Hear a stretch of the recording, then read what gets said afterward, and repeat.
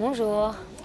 Amandine, on t'a quitté sur les Jeux Olympiques, cette finale homérique en moins de 52 kg contre Uta Abe, sur cette journée incroyable du par équipe.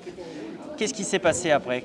Alors le retour sur Paris a été impressionnant parce que tout au long de ces Jeux Olympiques, on n'avait pas de public, donc pas nos familles, pas nos proches, même au niveau du staff, c'était limité. Et voilà, on s'était suffi à nous-mêmes, on s'était encouragés entre nous. Et c'est vrai qu'on ne se rend pas compte, quand on est en train de combattre, tout ce qu'on provoque en fait chez nous, dans notre pays. Et on ne se rend pas compte de toutes les personnes qui nous supportent et qui se sont levées pour venir nous encourager.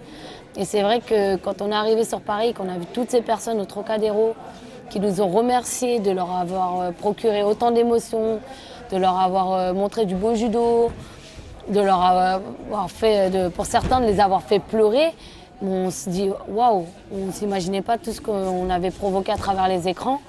Et c'est touchant et ça nous fait super plaisir. Est-ce qu'il y a eu des messages plus touchants que d'autres, des petits mots, des petits clins d'œil, des moments encore plus forts?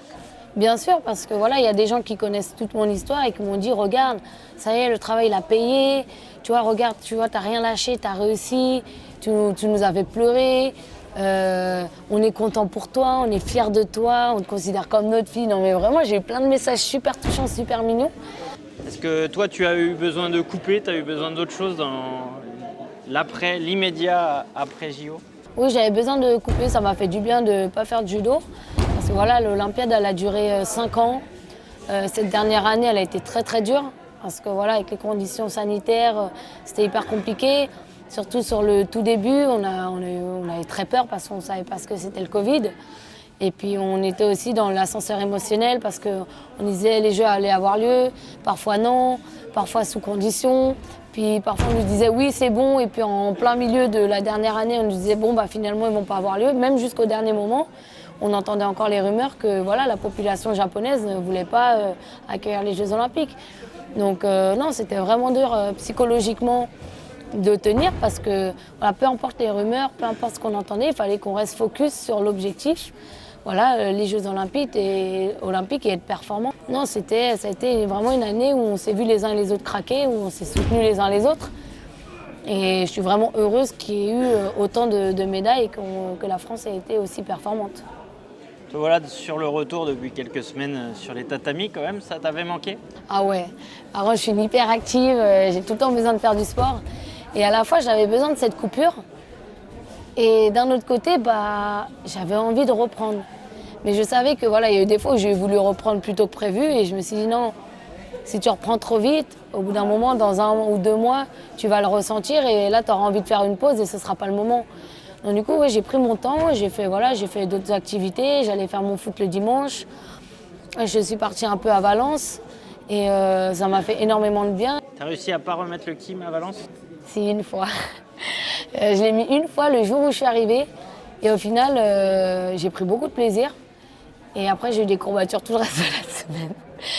Et après, je suis allée faire mon tatouage voilà, pour marquer les Jeux Olympiques. Et du coup, il fallait que j'en prenne soin et j'ai pas refait judo derrière. Mais en tout cas, j'ai profité des personnes là-bas et les personnes que j'aimais et qui ont aussi contribué à cette médaille. Parce que c'est eux qui m'ont aidé à me relever de ma dépression de la période de Rio 2016. Donc non, pour moi déjà c'était obligé que je rentre là-bas et que je fête les médailles avec eux. Et ça m'a fait énormément bien. À chaque fois que je vais là-bas, en fait, ça me ressource. Là, on te retrouve dans un nouvel environnement, un nouveau club. Peux-tu revenir sur ce choix de changer? Est-ce que c'était le moment? Tu en ressentais le besoin? Alors c'était le moment, j'en ai ressenti le besoin. En termes de temps, fallait pas le faire avant, fallait pas le faire après. Et en termes émotionnels, c'est vrai que ça a été très difficile parce que je ne suis pas quelqu'un qui change beaucoup de clubs, je suis quelqu'un qui marche aussi à l'affectif. Et voilà, j'ai fait de 2001 à 2012-2013 dans mon premier club de judo avec Cathy et Jean Mouette. Et après, derrière, je suis rentrée au Star Club Champigny parce que je voulais travailler avec Audrey Bonhomme. Et derrière, j'ai eu Barbara Harel. Et c'est vrai que ça allait très bien, ça se passait très bien. J'avais une super team. Franchement, les filles, elles sont vraiment au top. Les entraîneurs, le président de club, ils donnent le maximum pour leurs athlètes, pour les mettre dans les meilleures conditions. Et j'avais vraiment pas à me plaindre à Champigny. Maintenant, avec les années qui sont passées, là en septembre prochain, ça fera 10 ans que je suis à l'INSEP, j'avais envie d'autre chose. J'avais envie de m'entraîner avec un autre entraîneur, parce que pour moi, chaque entraîneur peut m'apporter des choses différentes. Et c'est vrai que j'avais ce ressenti de vouloir travailler avec quelqu'un, parce que la personne avec qui pour qui j'étais rentrée à Champigny, voilà, elle a sa vie de famille, et puis elle a son travail, et elle ne pouvait plus m'entraîner au club. Donc c'est vrai que j'ai ressenti un gros manque à ce moment-là, et ça faisait déjà 2 ans avant les Jeux que j'avais cette sensation d'essoufflement, d'envie d'autre chose et envie de changement. Pourquoi je n'ai pas changé avant? Pour la simple et bonne raison, c'est que Champigny m'ont toujours soutenue dans les bons et les mauvais moments. Et pour moi, il était impossible que j'offre ma médaille olympique à quelqu'un d'autre qu'à Champigny. Donc c'est pour ça que voilà, j'ai donné le maximum de moi-même avec le club, même dans ces années où j'étais un peu beaucoup sur la réflexion. Le choix de Nicolas, tu parles de relation, de confiance, j'imagine. Sur quels aspects ça a matché entre vous? Alors, quand je suis rentrée en pôle, c'était en 2010. Moi, j'avais perdu mon papa en 2008, en décembre 2008. Donc, je suis rentrée en pôle 1 an et demi après. C'était tout frais. Et moi, j'étais hyper proche de mon papa. Et je pense que j'ai toujours ressenti ce manque paternel, en fait. Et quand je suis rentrée en pôle, on quitte le cocon familial, on est à l'internat, c'est vraiment un autre rythme de vie. En termes d'entraînement, les charges sont beaucoup plus importantes. Et c'est vrai que j'ai un peu retrouvé un peu ce côté paternel chez Nico. Et je me suis beaucoup accrochée parce que voilà, il était bienveillant. C'est vrai que quand je suis rentrée au pôle, là-bas, j'avais fait 3e au championnat de France en 52, mais j'étais toute légère, je faisais même pas 49 kilos. Et c'est vrai que je suis arrivée au pôle et il a tout de suite vu comment je fonctionnais. Je marchais au challenge, tout ça, et c'est comme ça que j'ai progressé. Il y avait beaucoup d'athlètes de haut niveau dans le pôle et j'avais envie de les surpasser. Et lui, il me motivait là-dedans. Il me challengeait, que ce soit sur la prépa physique ou le judo. Et en fait, c'est comme ça que j'ai commencé à progresser et à donner le meilleur de moi-même. Et voilà, j'ai commencé à accrocher le championnat de France UNSS dans 48 kilos. Et derrière, voilà, j'avais perdu sur la fille qui gagnait tout. Et avec Nico, on a énormément travaillé parce qu'il m'a dit, voilà, cette fille, c'est la fille à battre. Il va falloir aller la battre aux France Fédé. Mais au final, c'est ce qu'on a réussi à faire.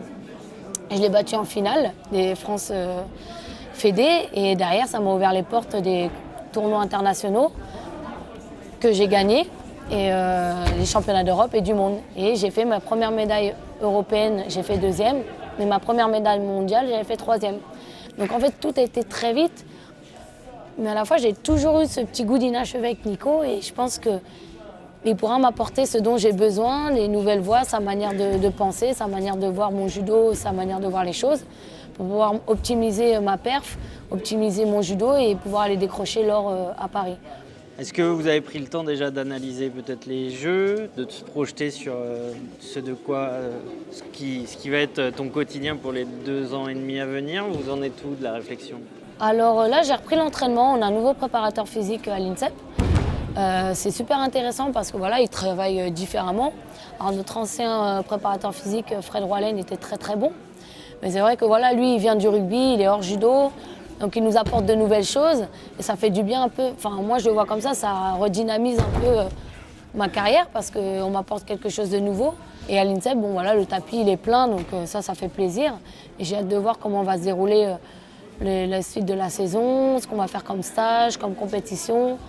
Je sais que j'ai demandé à reprendre la compétition un peu plus tôt que les autres, donc on verra ce qui va arriver. Et puis j'ai un super bon complément là avec le PSG Judo. Quelles sont tes envies, toi, techniquement? Tu as envie de partir sur une nouvelle direction? Tu as envie de tout chambouler?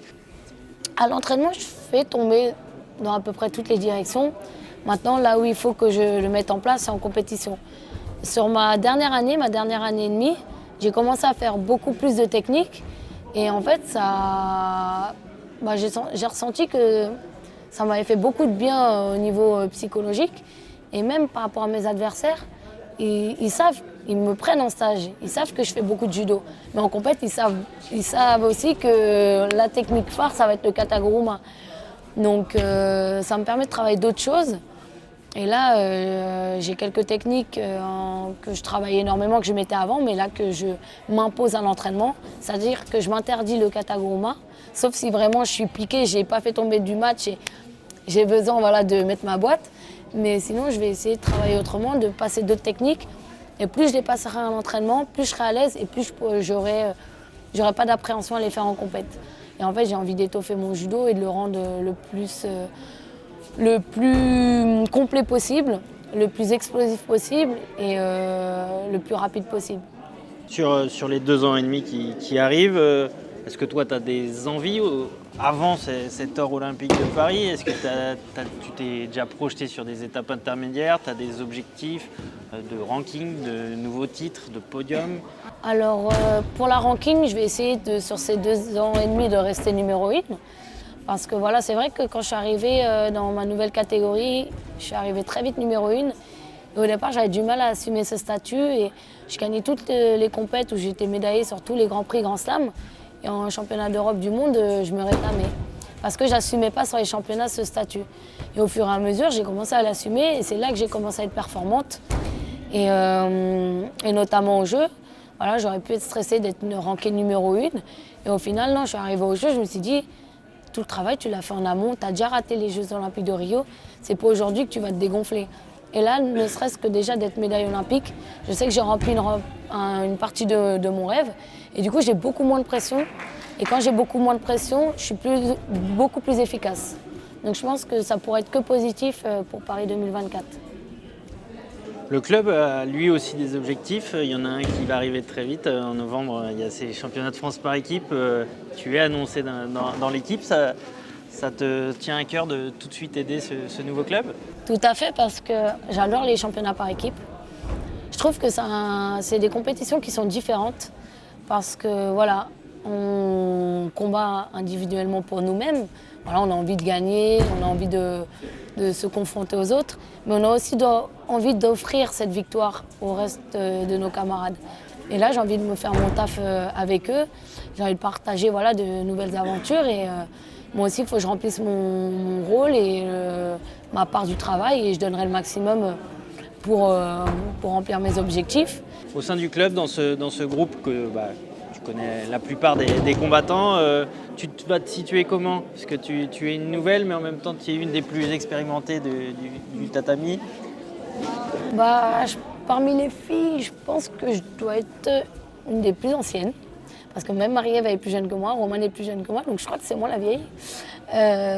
Non, mais en tout cas, je ne veux pas m'imposer comme leader. Je pense que c'est des choses qui se font naturellement. S'ils sentent le besoin de s'appuyer sur moi, en tout cas, j'aurai les épaules pour. Avec le temps, ce rôle de leader et ce rôle de maman ou ancienne venait à se faire, je l'assumerai et je serai heureuse de remplir ce travail, quoi. Tu parles d'une nouvelle carrière maintenant, là tu parlais de soulagement de cette médaille olympique, là tu vas être la maman du groupe. Est-ce que c'est quelque chose de nouveau qui commence ou c'est une continuité pour toi? Alors c'est une continuité mais à la fois c'est quelque chose de nouveau parce que c'est vrai que ça a été un gros changement pour moi, la médaille olympique plus le changement de club, donc ça fait beaucoup de changements. En plus dans ma vie personnelle pareil, j'ai acheté, donc vraiment j'ai eu du changement partout. Mais j'avais besoin de ça, parce que c'est vrai que voilà, ça faisait plusieurs années que j'avais le même quotidien, la même routine. Et on peut se lasser et du coup perdre un peu en motivation. Et là, déjà, cette médaille olympique, elle m'a transcendée et j'ai envie de beaucoup plus. Donc c'est comme si on m'avait rechargé les piles et que ça y est, ça repartait jusqu'à Paris. En dehors du judo, tu as des envies, des domaines qui t'attirent, des projets? Où va-t-on voir Amandine dans les prochains mois, prochaines années? J'ai fait beaucoup de judo, donc j'aimerais bien aussi me changer les idées. Alors j'avais mis ça en place avant les Jeux Olympiques de Tokyo. Déjà tous les dimanches, j'allais faire mon five, mon foot. Ça me permet de voir d'autres personnes, que tout le temps les judokas.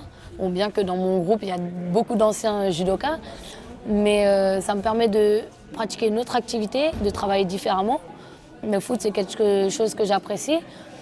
Et par exemple, bon là je pouvais plus trop avec le Covid, mais le dimanche après-midi, j'allais faire mon yoga Bikram, où c'est du yoga dans une salle chaude, où on fait des étirements pendant 2 heures. Et ça me permettait de gagner en souplesse parce que je ne suis pas souple du tout. Et aussi d'éliminer toutes les toxines et toutes les courbatures de la semaine. Et le lundi, j'arrivais, j'étais au taquet. Et j'ai vraiment besoin tout le temps de renouveau et de nouvelles choses pour pouvoir rester motivée, tout le temps me fixer des nouveaux challenges.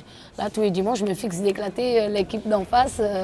Donc voilà, je me fixe des challenges et je sens que je progresse et que je m'entretiens. Et voilà, j'essaie de mettre toutes les chances de mon côté pour Paris. Et comment Amandine Bouchard sur un terrain de foot? Il faudrait un jour venir filmer pour voir ça. Non, je suis quelqu'un, voilà, je cours partout. J'ai toujours beaucoup aimé le foot. Quand j'étais jeune, j'en ai fait. On m'a proposé des détections, j'ai même pas pu y aller parce qu'il y avait le judo. Et même si j'étais prise, le judo c'était une priorité. Mais en tout cas, je donne le meilleur de moi-même. J'aime bien mettre une correction aux garçons. Voilà, en restant humble, etc. Si on demande à mes partenaires de foot, et je fais partie des meilleurs joueurs parmi les garçons. Donc non, c'est on dirait, je pourrais dire un petit talent caché. Tu t'es aussi formée, je crois, au massage dernièrement. C'est aussi une nouvelle corde à ton arc. Ouais, en fait, avant les Jeux Olympiques, c'était compliqué de démarrer une nouvelle formation parce que j'avais besoin de me concentrer vraiment sur les Jeux. Et voilà, j'avais des fois où j'avais besoin de sommeil. C'est vrai que le soir, rentrer réviser, ça concordait pas avec mon année olympique. Et du coup, pendant le confinement, j'ai validé mon DES GEPS. Et derrière, je me suis dit, bon, il ne faut pas une grosse formation, mais il faut quand même un petit truc histoire de te changer les idées. Et c'est vrai qu'avec Julia Tolofoy qui voulait faire cette formation, on en a parlé. Je lui ai dit, bah, écoute, j'aimerais bien la faire avec toi parce que déjà, c'est quelque chose d'intéressant. On apprend à connaître le corps humain. Et puis, ça peut aussi me servir parce qu'on apprend des techniques d'automassage. C'est vrai qu'avec les séances qu'on fait, quand on a les courbatures et tout, je peux même les pratiquer sur moi. Donc, je me suis dit, tiens, je vais me former. Ça pourrait me servir pour après ma carrière. Si de temps en temps, voilà, j'ai besoin de gagner ma vie, je peux faire un massage par-ci, par-là. Et du coup, je me suis formée. Et là, j'ai une dernière certification en décembre. J'en aurai peut-être une autre là dans les 3 prochains mois de 2022. Et après, voilà, j'en aurai terminé. Et derrière, j'aimerais obtenir des diplômes, être entraîneur. Donc j'ai déjà les diplômes pour. Mais je ressens le besoin d'être un entraîneur le plus complet possible. J'ai envie vraiment d'apporter le meilleur à mes athlètes, transmettre tout ce que je peux, leur transmettre. Et derrière, j'aimerais bien avoir un diplôme en préparation physique, en préparation mentale. Donc là, voilà, j'ai mon DES, donc je peux entraîner, je peux manager. J'ai même des techniques de récupération par rapport au massage. Et derrière, voilà, peut-être un professorat de sport, peut-être... voilà, j'ai plein de diplômes en tête. Et il me reste quand même pas mal d'années pour pouvoir les passer. Donc voilà, ça, c'est mes projets.